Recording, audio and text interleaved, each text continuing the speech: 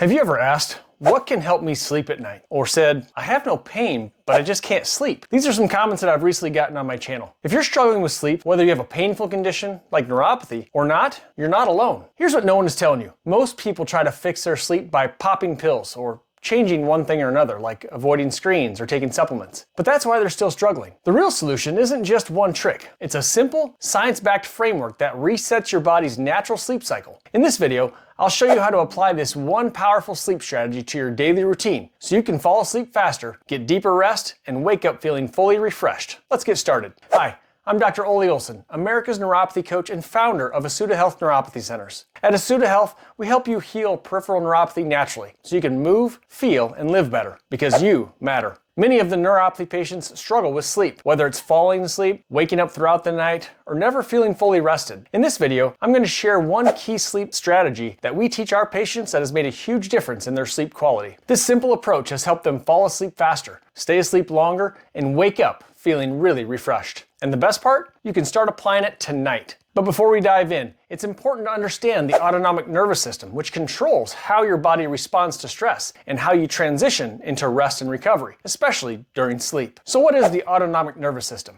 The autonomic, or think automatic, nervous system is the part of your nervous system that works automatically without you having to really think about it. It regulates essential functions like heart rate, digestion, breathing, and most importantly for sleep, how your body shifts between stress and relaxation. The autonomic nervous system has two main parts. The sympathetic nervous system, that's your body's gas pedal. This is your fight or flight system, designed to help you react to danger or to stress. When activated, your heart rate increases, muscles tense up, and your body stays alert. It's like pressing down on a gas pedal. It gives you a surge of energy to deal with immediate threats. The parasympathetic nervous system, this is your body's brakes. This is your rest and digest system, responsible for relaxation, for healing and recovery. When activated, your heart rate slows, your muscles relax, and your body shifts into repair mode. Think of this as easing off the gas pedal and letting the engine cool down. Why does this matter for sleep? If your sympathetic nervous system is in overdrive, it's like revving your engine at redline all day long. Your body stays wired, tense, and unable to fully relax, making it nearly impossible to fall or stay asleep. Your body constantly reacts to stressors that keep you in a state of high alert. Some are obvious, like traffic, work deadlines, or arguments. Others are more subtle, like too much caffeine, processed foods, doom scrolling, or watching intense TV before bed. Not all stress is bad. Short bursts, like reacting to quickly avoid an accident or pushing through a workout, are normal. The problem is when these stresses become chronic. It's keeping your system stuck in high gear. Instead of winding down, your body stays primed for action, blocking deep, restorative sleep. The good news? You can shift your nervous system out of this overdrive and into a state where deep sleep can finally happen. Before we dive into this powerful sleep strategy, let's talk about the other side of the autonomic nervous system, the parasympathetic nervous system. This is your body's brake mode. When activated, your heart rate slows, muscles relax, and your nervous system shifts into recovery. This state tells your body that it's safe, allowing deep, restorative sleep to happen. The problem? Most people stay stuck in gas pedal mode all day, never fully engaging their parasympathetic nervous system before bed. The key to better sleep isn't just avoiding stress. It's actively shifting your nervous system into a relaxed state at the right time. That's exactly what this sleep strategy is designed to do. It's called the 10-3-2-1-0 method. Let's break it down. The 10-3-2-1-0 method was originally described by Craig Ballantyne, a fitness coach and author, as part of a structured sleep and productivity routine. This method provides a countdown-style approach to optimizing sleep by addressing caffeine intake, food and alcohol consumption, work-related stress, screen exposure, and wake-up habits in a simple, easy-to-follow formula. I'm going to break this down each step of the way for you so that you can understand exactly how it influences your sympathetic and parasympathetic nervous system. That way you'll understand why this method works and how following it can help you achieve deeper, more restorative sleep. Starting with number 10.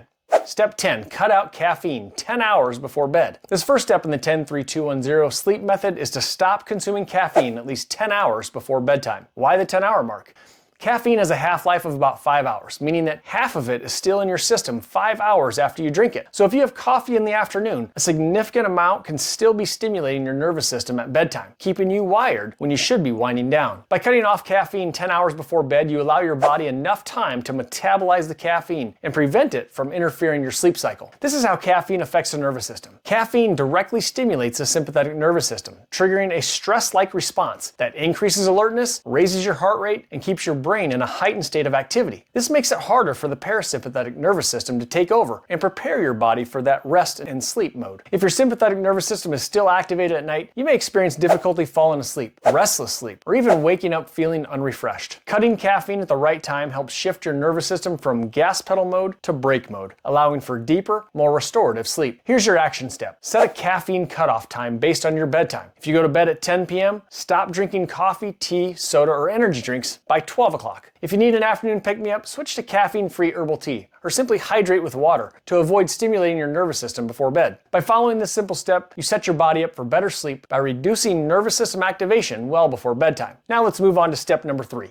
Step 3. Stop eating large meals 3 hours before bed. The next step in the 10-3-2-1-0 sleep method is to stop eating large meals at least 3 hours before bedtime. Why the 3-hour mark? Digestion is an energy-intensive process, and eating too close to bedtime keeps your body alert when it should be winding down. A large meal shifts your body's focus to digestion rather than sleep, while stopping food intake at least 3 hours before bed allows your system to slow down and relax. Here's how late night eating affects sleep. Eating too close to bedtime raises your blood flow, body temperature, and metabolic activity, which can disrupt the body's natural wind down process. While digestion is controlled by the parasympathetic nervous system, heavy meals may cause discomfort, acid reflux, or even restless sleep. If your sympathetic nervous system remains active, you may struggle to fall asleep or wake up more frequently. But allowing enough time for digestion before bed helps activate the parasympathetic nervous system, promoting deep, restorative sleep. Here's your action step. Set a cutoff time for your last meal. If you plan to sleep at 10 p.m., aim to finish dinner by at least 7 p.m. at the latest. If you feel hungry before bed, opt for a small, light snack like a handful of nuts or a banana, which won't overstimulate digestion. Even a glass of water could help. By following this step, you give your nervous system the best chance to shift into brake mode before bedtime, leading to better sleep quality. Now let's move on to step 2. The next step in the sleep method is to stop working and reduce mental stimulation at least 2 hours before bedtime. Stop working and lower mental stimulation 2 hours before bed. But why the 2-hour mark? Your brain needs time to shift from high-focus problem-solving mode into state of relaxation before sleep. Activities like checking emails, working late, or watching intense TV shows keep your mind engaged and alert, making it harder to wind down. By stepping away from mentally demanding tasks at least 2 hours before bed, you signal to your nervous system that it's time to shift from productivity mode to rest mode. Here's how late night mental stimulation affects the nervous system. Engaging in work or high stimulation activities keeps the sympathetic nervous system active, making it difficult for the body to transition into sleep. Your brain remains in a heightened state of focus, releasing stress hormones like cortisol, which delay the activation of the parasympathetic nervous system, the system responsible for deep relaxation and recovery. If your brain is still in problem-solving mode at bedtime, you may experience racing thoughts, difficulty falling asleep, and restless sleep. But when you intentionally reduce mental stimulation, your nervous system can gradually shift into that parasympathetic state, helping you to fall asleep faster and sleep more deeply. Here's your action step. Set a work cutoff time. If you plan to sleep at 10, stop working, checking emails, or engaging in intense mental tasks by 8 p.m. Instead, engage in low stimulation activities like reading a book, stretching, or listening to calming music. By following this step, you allow your brain and nervous system to transition into rest mode, making it easier to fall asleep and to stay asleep. Now, let's move on to step 1. Step 1. Avoid screens and bright lights 1 hour before bed. The next step in the 10-3-2-1-0 sleep method is to turn off screens and reduce bright light exposure at least 1 hour before bedtime. Why the 1 hour mark? Your body's sleep-wake cycle is regulated by melatonin, a hormone that signals when it's time to sleep. Exposure to blue light from screens like phones, TVs,